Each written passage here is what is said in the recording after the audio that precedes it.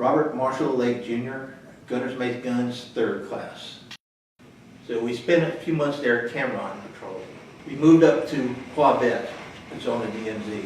We were stationed there, so I had to deal with that river on a daily basis. I jokingly tell everybody that I hold the world record for the half-mile in ankle-deep sand, because they would shell the base on a regular basis, and we had to take the boats out to sea, and it was about a half-mile to where the boats were parked.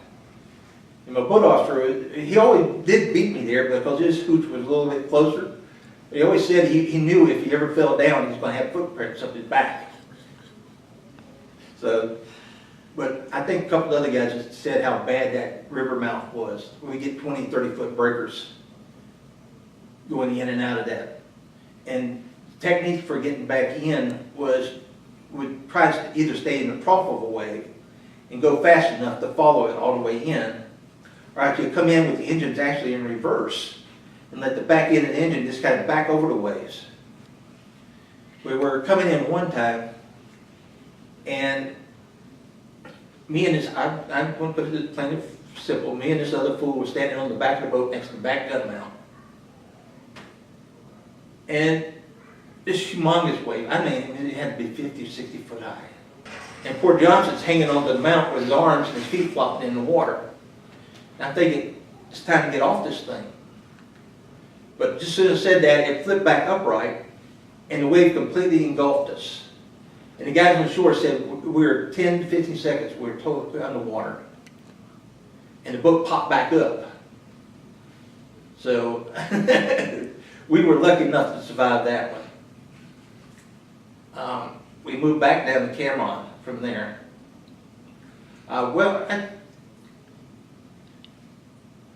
That base there, it was badly shelled.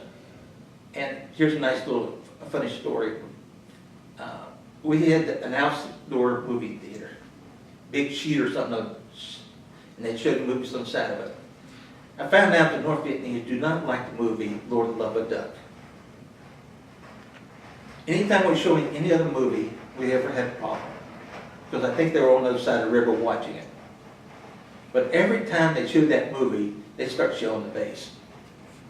As soon as the movie started, shells started falling. But we moved back down to Cameron. Think sand, okay? Sand everywhere. It had one of the best swimming beaches I've ever been to. But the hooches were open slats, air blowing through constantly. The boats were a mile away. You had to take a jeep down to the beach. But it wasn't that bad. I did enjoy swimming there and working there. Now, there's a little story about Cameron Bay. My Aunt Betty swore to the day she died that I tried to get my cousin Tom killed. My cousin Tom was in the Air Force.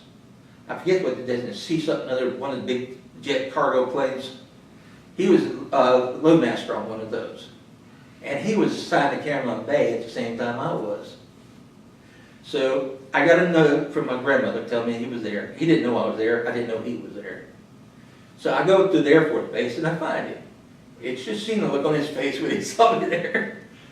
But I told him what I was doing there, and he got it in his head he wanted to go on patrol with us. So we lied a little bit. I became his brother. And his sergeant said it was okay. I happened to run into my boat officer, and I got permission to bring him. So we took him out on a 24-hour patrol out of Cameron Bay. While we were patrolling, I put him on the back of the boat, gave him an M16, told him not to shoot unless we did. And we searched a lot of sampans and stuff, doing our usual thing. And then he got tired of it, and he went down and laid down on the bunk. And so I come walking by, I'm carrying a flak jacket and helmet. He said, "What's up?" I said, "We're bored." "What do you mean we're bored?" I said, "Well, we're bored, so what we're going to do is we're going to go into this non-BC area, We're gonna run as close to the beach we can get away with as fast as we can, and have the Vietnamese interpreter shout great obscenities at them, see if we can get them to shoot at us, so we can find them. He thought I was joking. So he's laying there. He said, next thing he knew, the boat's going real fast. Here's this Vietnamese blaring out of his speaker. I'm at the back 50 caliber gun that had it pointed outward. And he opened up the window, and we were about 20 yards off the beach. He slammed the window and dove for floor. And that's where he stayed the rest of the patrol. So she swore I tried to get him killed that day.